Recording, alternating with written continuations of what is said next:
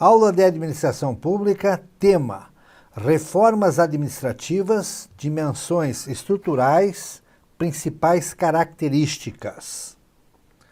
Olá, concurseira, olá, concurseiro. O tema dessa aula é reformas administrativas, assunto que não deixa de aparecer quando você vai fazer uma prova de administração pública. Aqui nós temos uma informação bem específica na aula sobre a reforma administrativa ocorrendo e, como diz o título aqui, qual é a sua dimensão estrutural, o que ela mexeu na estrutura da administração pública e quais suas principais características. Vamos então lá? Então vamos ver aqui a nossa aula. Bem, primeira coisa, observe aqui um texto que caiu em prova, elaborado pela CESP em 2019. Veja aqui, ó. Os movimentos de reforma do Estado, ao ensejar importantes transformações na estrutura e no funcionamento do Estado, visam fortalecer capacidades institucionais de entrega de valor público por meio de políticas públicas e serviços públicos de qualidade.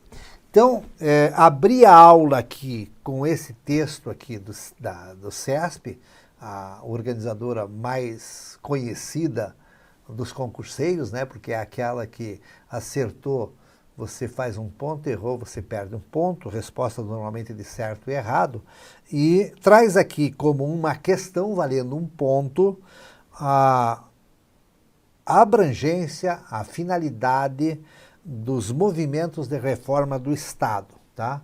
Então, pega esse material aqui, coloque em destaque, leia de tempos em tempos, porque aqui está a essência do porquê que ao longo do tempo Brasil e outros países fazem reformas. Reformas no modelo do Estado, no modelo da administração pública, no modelo da forma de gerir o Estado, tá?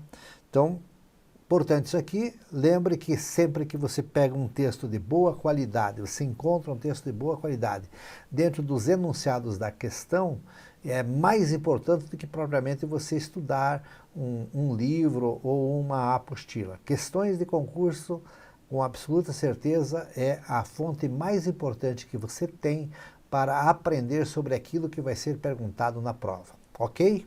Muito bem. No Brasil, a primeira reforma administrativa ocorre quando? Ocorre na década de 1930, ok? E o que aconteceu na década de 1930? Foi adotado o modelo burocrático de administração. Na época, o Taylorismo, o que é Taylorismo? O Taylorismo é um modelo de administração clássico, abordagem clássica, elaborado por Frederick Taylor. Ele publicou um livro em 1911 chamado Princípios da Administração Científica, e esse livro, então, trabalhava o aumento da produtividade, a organização, a simplificação, a padronização do trabalho, e lá em 1930 esse livro estava bombando, estava no auge. Como o Brasil estava começando a se industrializar na época, todos os administradores, boa parte deles formados nos Estados Unidos, tinham o Taylor como o guru da época. Daí o que acontece?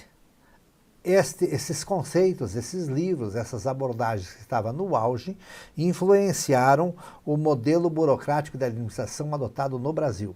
Então veja aqui comigo, ó. O modelo taylorista, então, que é essa visão do Frederick Taylor, adotou a simplificação, a padronização e a aquisição racional de materiais. Também adotou a revisão de estruturas e a aplicação de métodos na sistematização de procedimentos. Ou seja, amarrou, organizou, padronizou o modelo de gestão brasileira. Isto foi uma grande revolução na época, porque o modelo anterior era um modelo patrimonialista que não tinha nenhuma organização. Ele era fundamentado no quê? Fundamentado nos interesses das elites que governavam os países. lembrando que esse modelo de administração burocrática já vinha sendo adotado pelos países mais desenvolvidos desde o final do século XIX. Então o Brasil estava aí pelo menos aí uns 40 anos atrasados na adoção desse modelo. Mas isso aí trouxe uma vantagem para o Brasil, porque foi implantada uma administração burocrática bem rígida, muito necessária na época, em função da influência do Taylorismo. Esse texto aqui também, essa ideia de que a administração burocrática brasileira foi influenciada pelo Taylorismo, aparece com frequência em concurso. Ok? Vamos para frente. Nesse modelo adotado em 1930, tem algo que aparece também com muita frequência. Em 1936, ocorreu o quê? Ocorreu a criação do Departamento Administrativo do Serviço Público. Presta bem atenção no nome, ó. Departamento Administrativo do Serviço Público. E ele aparece em muitas questões apenas com a sua abreviatura, DASP, tá?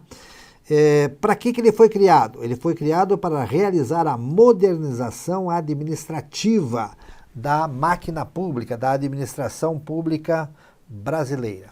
Anote um outro detalhe importante. Em alguns concursos aparece como data de criação do DASP 1938. Não está errado.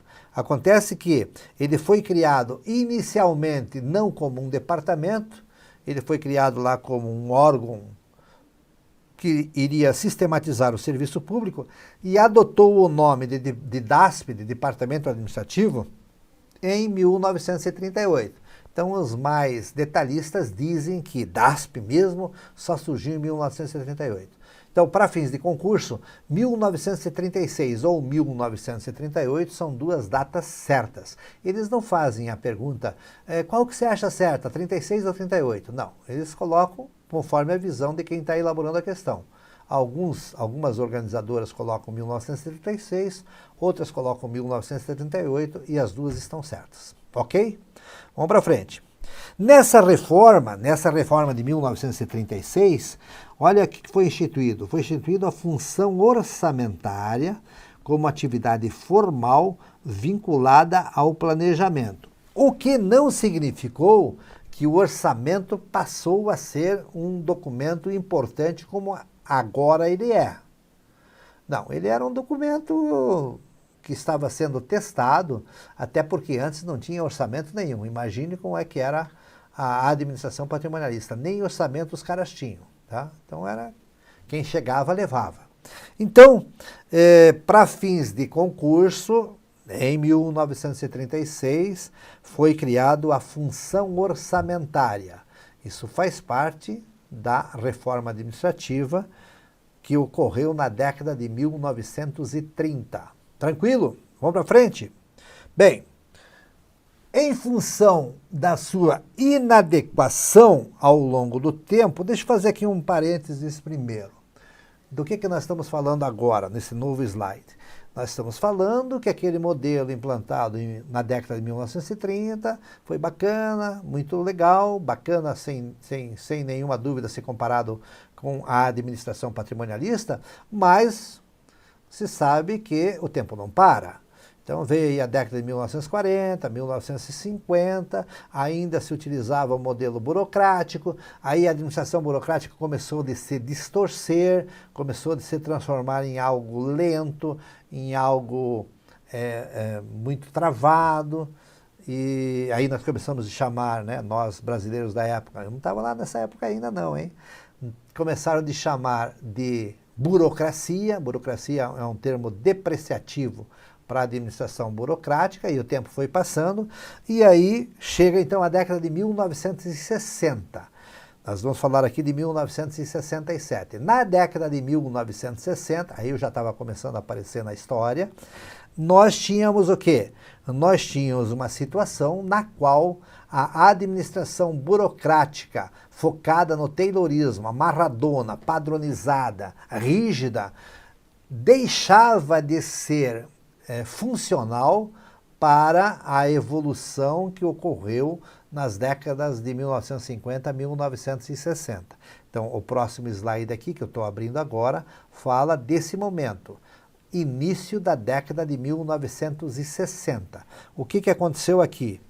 Já então, 30 anos depois, em função da inadequação à velocidade da evolução social e econômica brasileira, a administração burocrática sofreu várias tentativas de reforma. Então, detalhe importante, se você estudar um livro da administração pública, você vai verificar que ocorreram tentativas de reforma lá por 1950, 1955, mas elas não vingaram.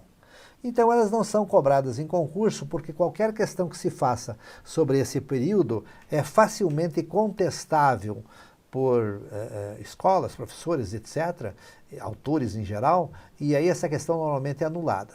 Então, na prova, quando se fala em datas, quando se fala em eventos como reformas administrativas, são perguntados só sobre temas que são unânimes em termos de história da administração pública. Então, ocorreram várias tentativas de reformas a partir de 1950, mas a que vingou mesmo foi a que ocorreu em 1967. Então, se entende que a segunda grande reforma administrativa no Brasil ocorreu em 1967. Com que, veja aqui comigo, com o Decreto-Lei 200, tá? Esse Decreto-Lei 200, você precisa dar uma estudada dele. Então, veja lá. Ó. Em 1967, ocorre uma nova reforma importante. Surge o Decreto-Lei 200, olha aqui o que ele é. Ele é considerado um marco na tentativa de superação da rigidez burocrática e é considerado o primeiro momento da administração gerencial no Brasil, que é a terceira forma de administração brasileira. Detalhe importante então, veja bem, é uma tentativa de superação da rigidez burocrática. Embora a gente considere ela um marco inicial da administração gerencial do Brasil, a administração gerencial não era falada na época, não existia, não havia ainda um amadurecimento mundial e brasileiro também para a necessidade de trazer as experiências de sucesso da iniciativa privada para o ambiente público. Até porque o grande sucesso da iniciativa privada fica comprovado a partir de 1970. Então, nesse período, estava só se vendo o seguinte, a burocracia, a administração burocrática é muito rígida, é muito padronizada, foi padronizado lá em 1930, agora não serve mais. Por quê? Porque o país está mais dinâmico. Ainda não se falava também em globalização, se falava apenas em dinamismo da economia, dos negócios, que, se comparados a 1930, eram muito maiores, mas ainda não era globalização. Então, questões sobre esse tema, a resposta correta é a seguinte, é um marco na tentativa da superação da rigidez burocrática e é considerado o primeiro momento da administração gerencial no Brasil. O que aconteceu com o Decreto-Lei 200? Com ele ocorreu a transferência de atividades da gestão pública para autarquias, fundações, empresas públicas e sociedades da economia mista. Então, o que aconteceu aqui? Se nós transferimos atividades para autarquias, fundações, empresas públicas, etc., aconteceu uma descentralização. Por isso se diz que o Decreto-Lei 200 é a primeira tentativa de acabar com a rigidez da burocracia, porque na burocracia, na administração burocrática, é muito concreto que o modelo de gestão é um modelo centralizado. A essência da administração burocrática é a centralização. E nós temos aqui uma situação de transferência de atividades para órgãos que foram criados, autarquias, fundações, empresas públicas e etc., e então nós temos aí uma descentralização. Por isso que se diz que este é um momento em que se busca a superação da rigidez burocrática. Tranquilo até aqui? Vamos para frente? Bem, o mesmo decreto-lei formalizou um novo modelo de planejamento e de orçamento. Então, observe, nós tivemos lá um modelo embrionário de orçamento e planejamento em 1936, ele veio meio capengando, meio na base do empurrão, até 1967, 30 anos depois, aí os caras montaram um modelo de planejamento e orçamento mais moderno, mais confiável, mais funcional, tá? O que mais que tinha lá? Tinha os conceitos de desconcentração e descentralização das atividades e tinha a tentativa de reunir competência e informação no processo decisório. Veja que é tentativa de reunir, não significa que já se estava reunindo, mas se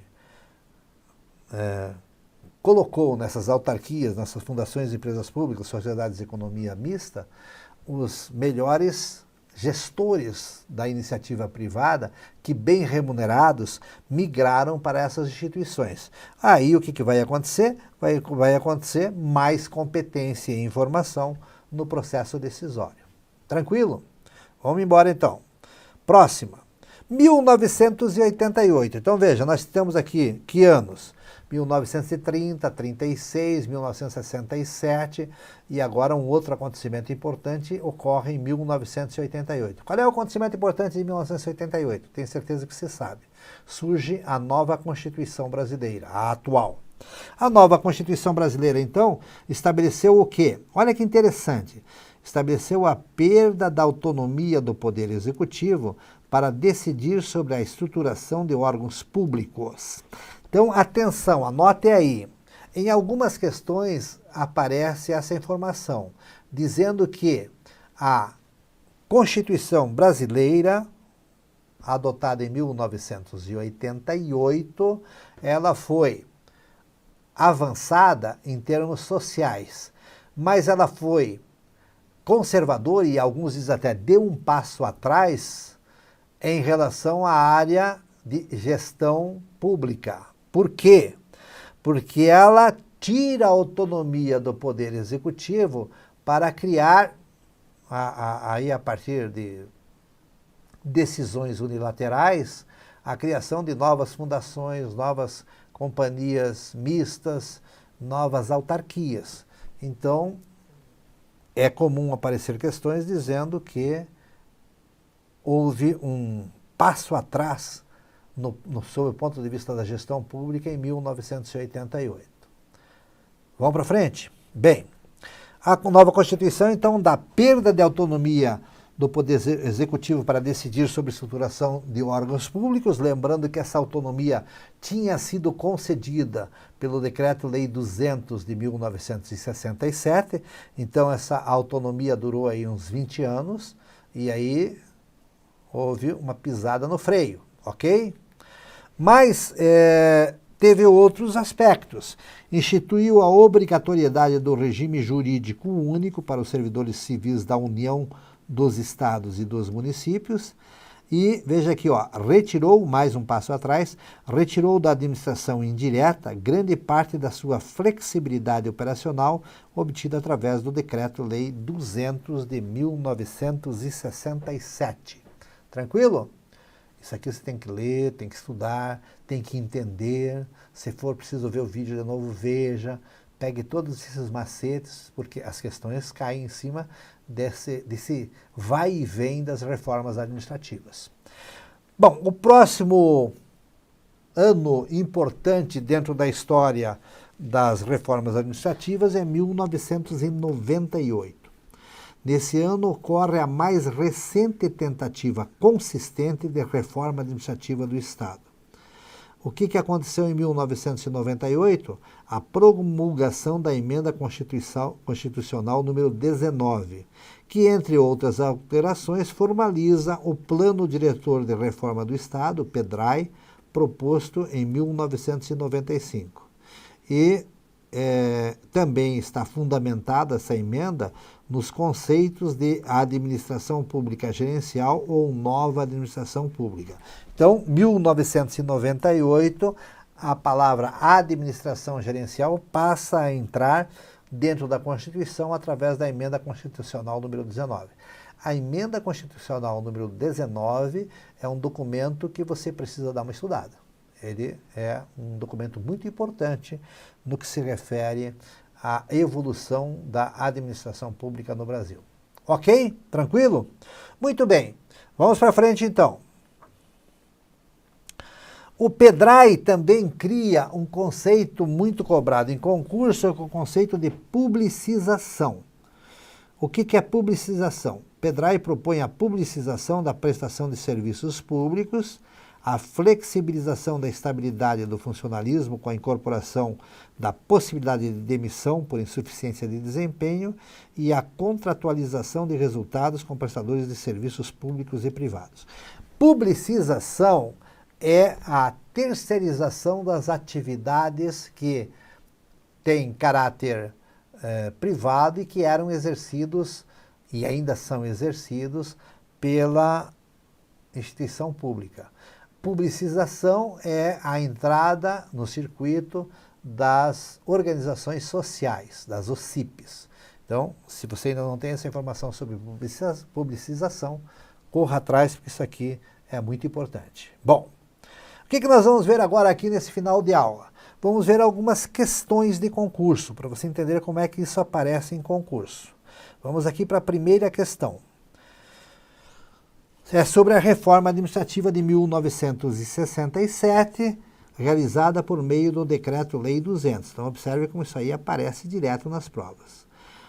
A reforma administrativa de 1967, realizada por meio do Decreto-Lei número 200, ampliou a administração indireta com a criação das autarquias, com a criação das fundações públicas, com a criação das empresas de economia mista, transferindo atividades para as fundações e empresas públicas.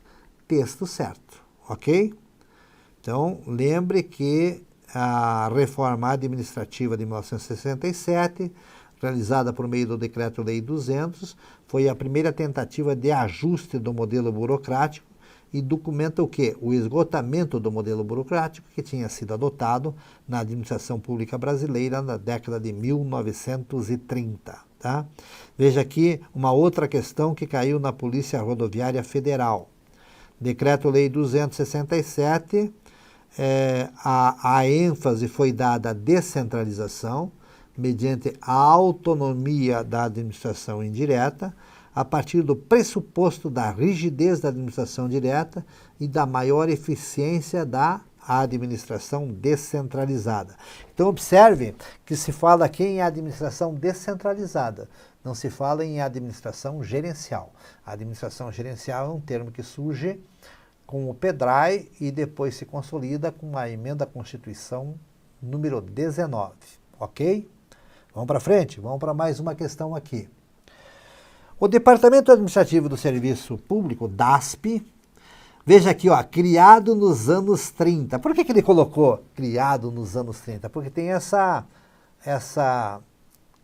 discussão se foi criado em 1936 ou em 1938. Então o cara já colocou aqui década de 1930 e acabou o assunto, tá?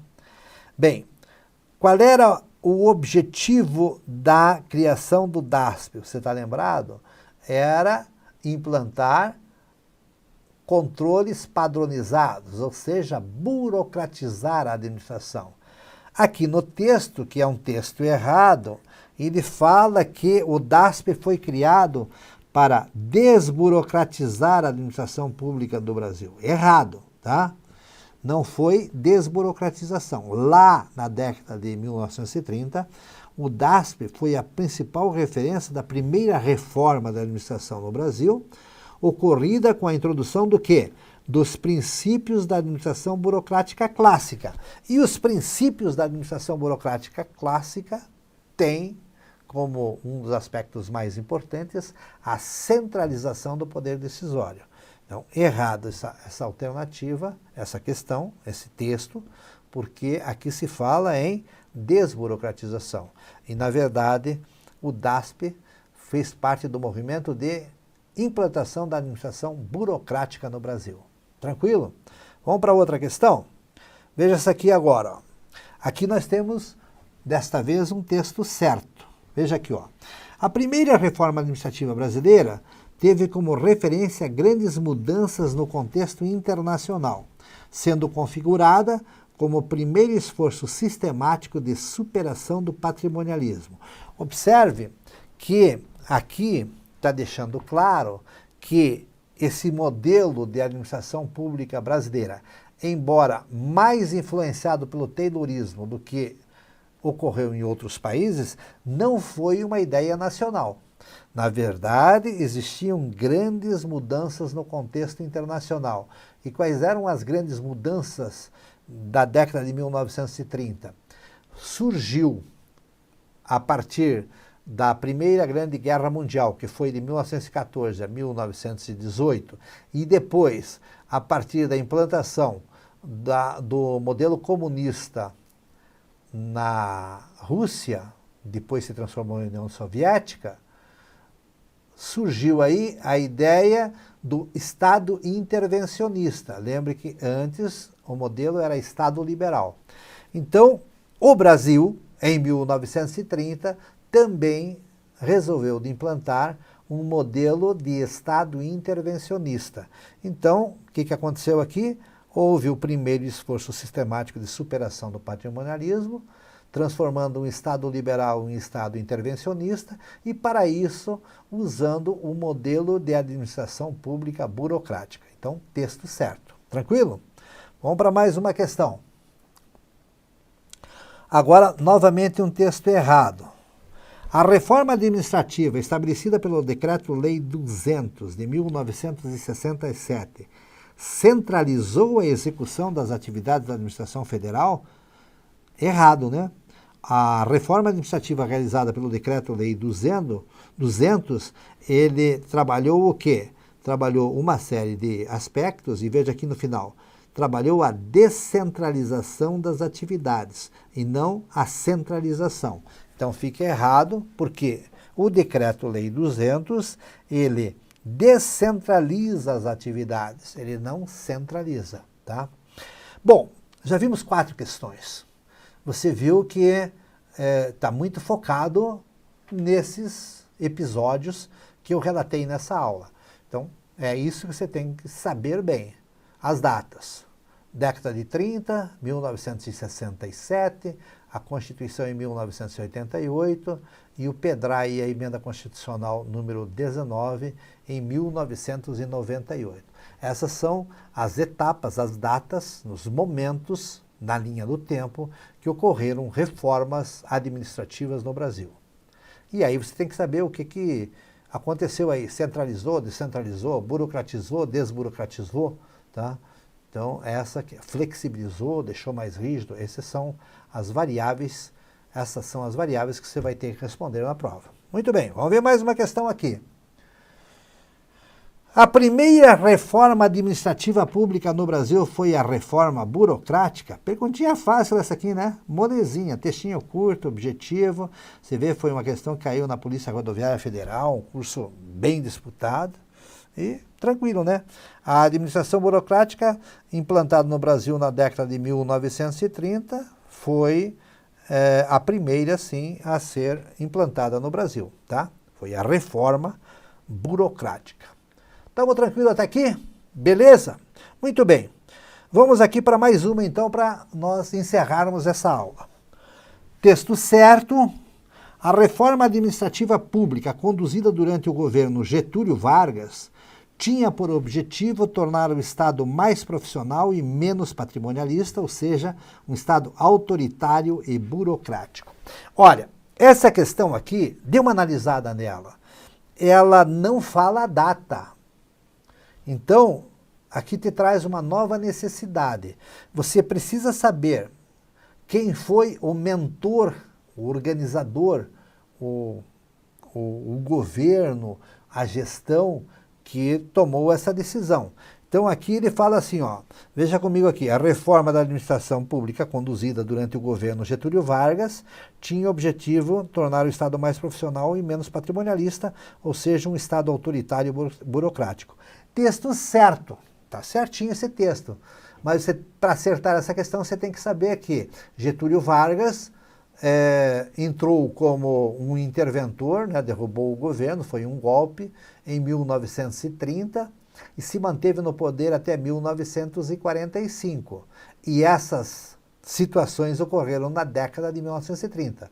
Então, se você sabe que esta é a data do governo do Getúlio Vargas, você não erra essa questão, tá? Então, tem que tomar cuidado aí também com um pouco de história política do Brasil. Tranquilo? Bons estudos e até uma próxima aula.